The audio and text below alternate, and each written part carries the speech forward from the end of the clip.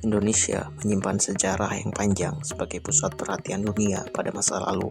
Disinilah aroma rempah-rempah seperti cengkeh dan pala memikat bangsa-bangsa Eropa dan membawa mereka melintasi samudera untuk menemukan sumber kekayaan alam yang tak ternilai ini. Sejak abad ke-15, Maluku atau yang dijuluki Spice Island menjadi pintu masuk yang penting bagi bangsa-bangsa Eropa seperti Portugis, Spanyol, Belanda, hingga Inggris dalam upaya mereka menguasai perdagangan rempah-rempah di dunia.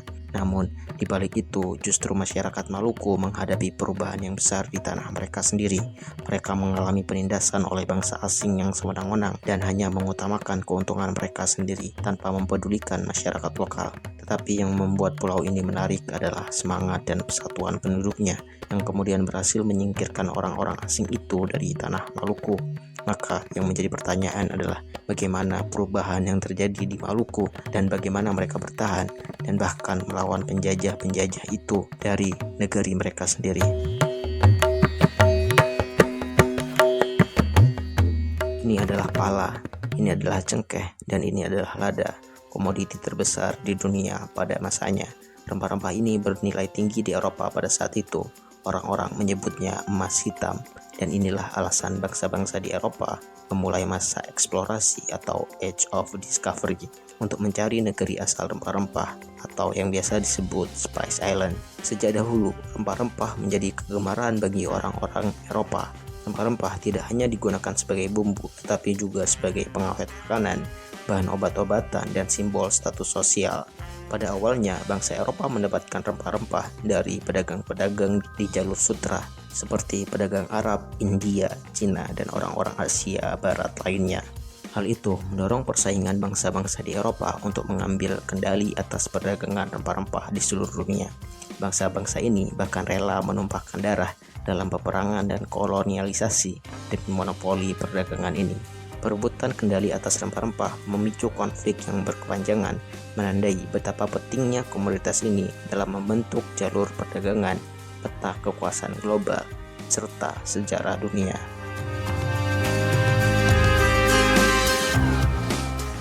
Maluku, Al-Muluk, Maluku, Molukas, Malukes, Moluken, Maluke, Maluku.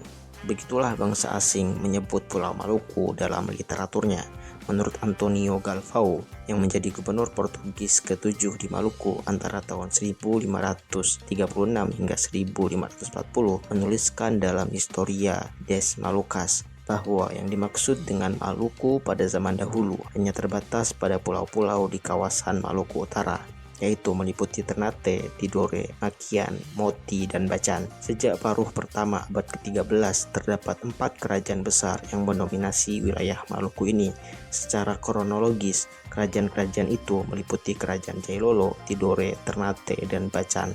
4 kerajaan itu terkenal dengan konfliknya yang berkepanjangan hingga pada tahun 1322 Masehi terjadi perjanjian Moti Verbon. Perjanjian ini dibuat setelah keempat kerajaan bertemu dan bernegosiasi di Pulau Moti untuk membahas ketegangan di antara mereka. Keempat pemimpin kerajaan ini lalu bersepakat untuk menyeragamkan lembaga-lembaga kerajaan dan pemerintahan dari pusat sampai seluruh daerah kekuasaan keempat negara tersebut. Perjanjian ini akhirnya berhasil meredam ambisi dari setiap penguasa, termasuk upaya ekspansi dengan ancaman militer dari 2 kerajaan besar di Maluku, yaitu Kerajaan Tidore dan Ternate. Persekutuan ini kemudian memecah wilayah Maluku menjadi 2 kelompok, yaitu Uli Lima dan Uli Siwa. Uli Lima adalah persekutuan 5 negeri yang dipimpin oleh Kerajaan Ternate. Kerajaan yang termasuk dalam Uli Lima adalah Ternate, Obi, Bacan, Saram, dan Ambon. Sedangkan Uli Siwa, persekutuan 9 negeri yang dipimpin oleh Kerajaan Tidore. Uli Siwa meliputi Kerajaan Tidore, Jailolo, Halmahera, Kai, dan pulau-pulau di sekitarnya hingga Papua bagian barat. Pembentukan Uli Lima dan Uli Siwa dilatar belakangi oleh melimpahnya produksi rempah-rempah di Maluku yang membuat wilayah tersebut ramai dikunjungi pedagang dari dalam maupun luar negeri. Ternate dan Tidore sering bersaing untuk menguasai perdagangan rempah-rempah. Maka dari itu, setelah Uli Siwa dan Uli Lima terbentuk, Kerajaan Tidore menguasai wilayah bagian timur dan pantai-pantai Papua, sementara Kerajaan Ternate menguasai sebagian besar wilayah Maluku, Gorontalo, Banggai di Sulawesi, hingga Flores dan Mindanao. Akan tetapi, di Pulau Banda terdapat Uditata. Kelompok ini adalah kelompok yang netral, yang hanya berfokus untuk mengontrol perdagangan atas harga pala. Sejak awal dibentuk, persekutuan Uli 5 dan Uli Siwa berselisih untuk menguasai perdagangan rempah-rempah.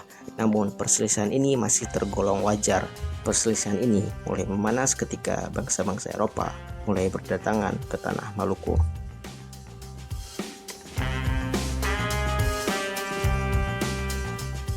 Sebelum bangsa Eropa datang ke wilayah Maluku, para pedagang Cina, Arab, dan India sudah terlebih dahulu melakukan kontrak perdagangan langsung dengan pedagang-pedagang di Maluku.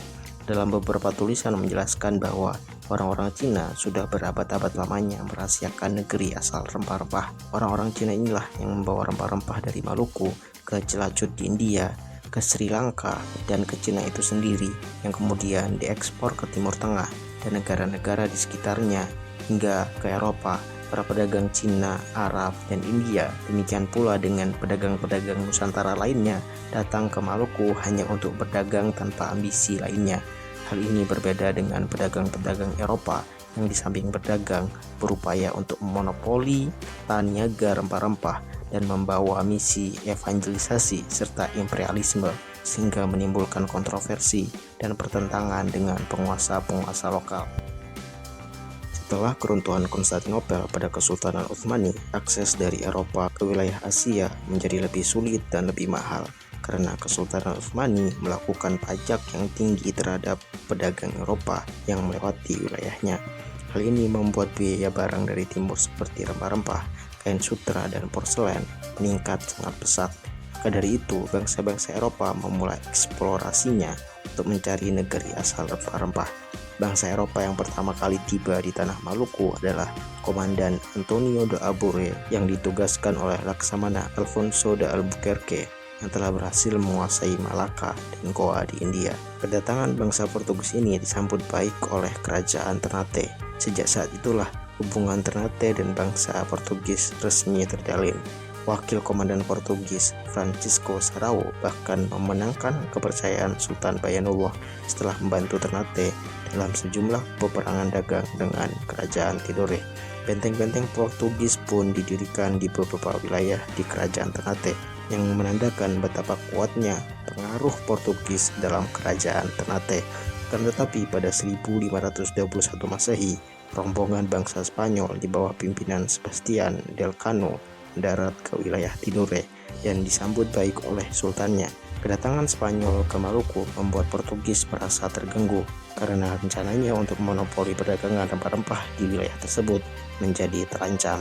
Itulah yang menjadi penyebab terjadinya peperangan Portugis dan Spanyol di Maluku yang juga melibatkan dua sekutu besarnya, yaitu kerajaan Tidore dan Ternate yang berlangsung selama 2 dekade. Kedua kesultanan ini menjadi pesaing sengit di Maluku dan terlibat langsung dalam pertempuran dengan dukungan dari Portugis dan Spanyol. Benteng yang didirikan oleh Portugis di Ternate dan Spanyol di Tidore seringkali menjadi sasaran serangan, baik itu dari pasukan musuh maupun sekutu lokal mereka. Konflik ini tidak hanya menimbulkan ketegangan militer, tetapi juga memperumit hubungan antara penduduk lokal. Karena saking rumitnya hubungan ini, perselisihan akhirnya diakhiri dengan perjanjian Zaragoza pada tahun 1529 Masehi yang menyatakan bahwa Spanyol akan meninggalkan Pulau Maluku dan memusatkan eksplorasi mereka di wilayah Filipina. Sementara Portugis mempertahankan hak atas Maluku. Sebagai kompensasi, Spanyol menerima sejumlah besar uang dari Portugis. Setelah perjanjian Zaragoza, Spanyol perlahan menarik diri dari Maluku.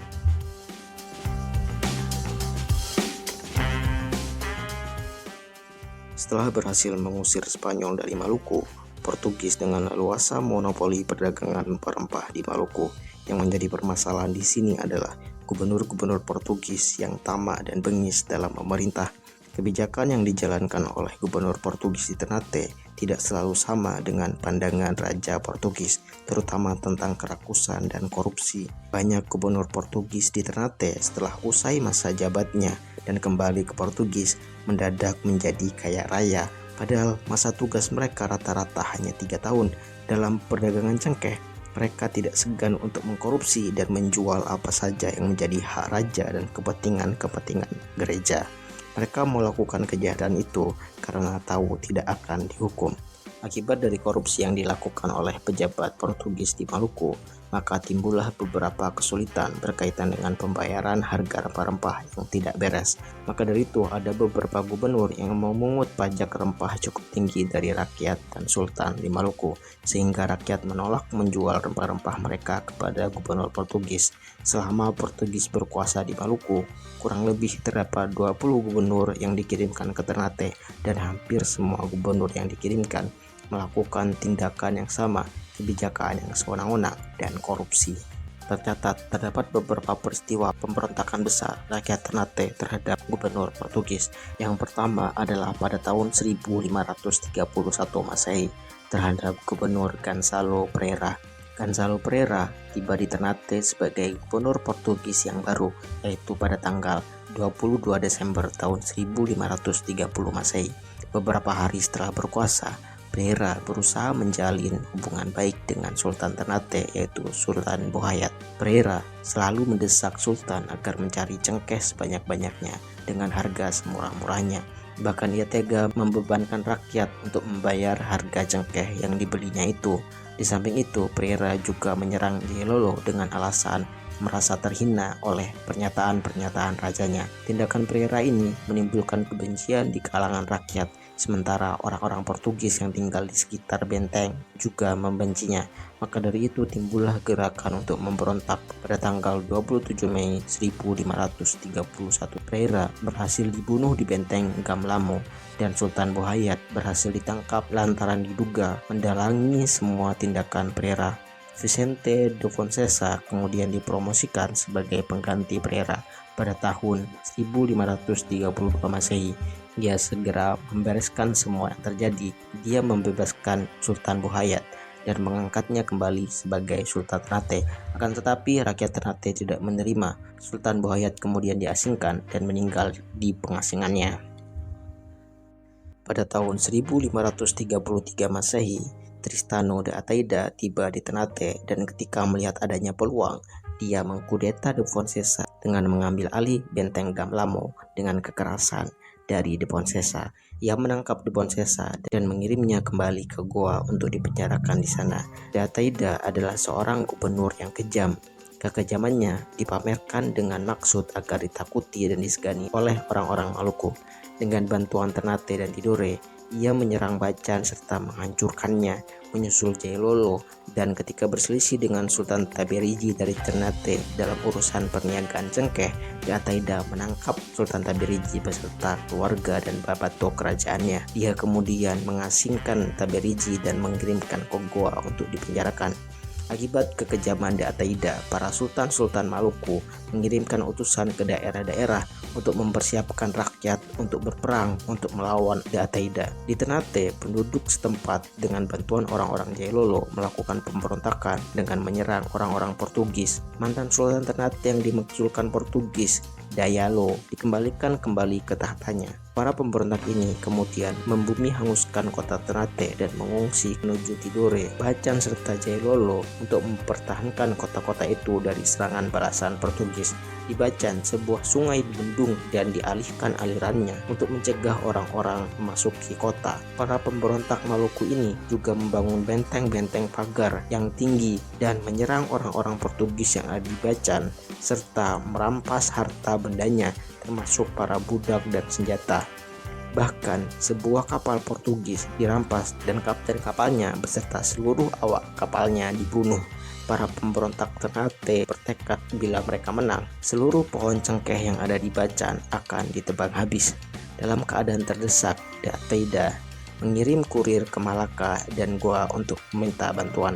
Don Estavao, penguasa Goa pada saat itu, memenuhi permintaan ini dan mengirimkan bantuan. Setelah bantuan itu tiba, De Ataida menyerang Tidore tetapi gagal karena armada perangnya dicegat di tengah laut dan bahkan dipukul mundur ke Ternate. Serangan lalu dialihkan ke Jailolo. Di sini pasukan Portugis berhasil mendarat namun dipukul mundur dan akhirnya kabur terbirit-birit melarikan diri kembali ke Ternate. Karena pasukan Portugis banyak yang tewas dalam pertempuran ini, De Almeida kembali mengirimkan kurirnya meminta bantuan ke Goa. Tetapi sebagai jawaban atas permintaannya tersebut, De Almeida dipecat dan harus menyerahkan jabatan gubernurnya kepada Antonio Galvão. Masa pemerintahan De Almeida merupakan masa yang penuh pertumpahan darah, terutama di Ternate dan Bacan. Perang dan kelaparan melanda kedua negeri ini dengan begitu hebatnya, sehingga orang-orang yang telah meninggal dunia dianggap paling beruntung karena saking mengerikannya masa pemerintahan De Almeida. Antonio Galvão tiba di Maluku pada tanggal 29 Oktober 1536 Masehi dengan 2 kapal penuh bahan pangan. Antonio Galvão adalah salah satu dari segelintir gubernur Portugis terbaik di antara yang terjelek. Tindakannya menyerang Tidore serta merencanakan menyerbu Bacan dan Jailolo pantas dicela. Namun selama 4 tahun berkuasa, ia telah menjalankan kebijakan yang etis. Ia mendirikan sekolah dan rumah sakit serta memperbaiki perekonomian rakyat Ternate. Dia juga melakukan penyetaraan atas timbangan. Hal ini menyelamatkan rakyat dari penipuan dan kecurangan timbangan dalam perdagangan rempah-rempah. Dalam pemerintahan Kesultanan Ternate, ia berperan besar karena sangat dipercaya oleh Sultan Hairun. Karena itu, ketika dia digantikan oleh Jorge de Castro pada tahun 1540, rakyat Ternate mengirimkan petisi kepada Raja Portugis agar Galvão ditetapkan sebagai gubernur seumur hidup. Namun permintaan itu tidak dikabulkan oleh Raja Portugis. Galvão adalah salah satu gubernur Portugis yang pernah mendaki Gunung Gamlama.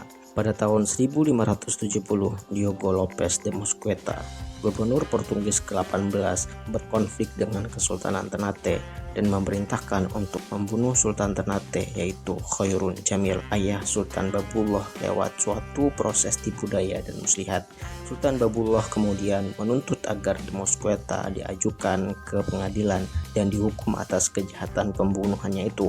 Akan tetapi tuntutan itu ditolak. Setelah tuntutan itu ditolak, Sultan Babullah kemudian mengepung benteng Gamblamo selama 4 tahun, yaitu 1574 hingga 1578 Masehi, dan mengultimatum agar Portugis segera angkat kaki dari Ternate. Pengepungan ini menyebabkan kelaparan yang sangat hebat bagi orang-orang Portugis. Semua logistik berhasil diblokade oleh penduduk lokal.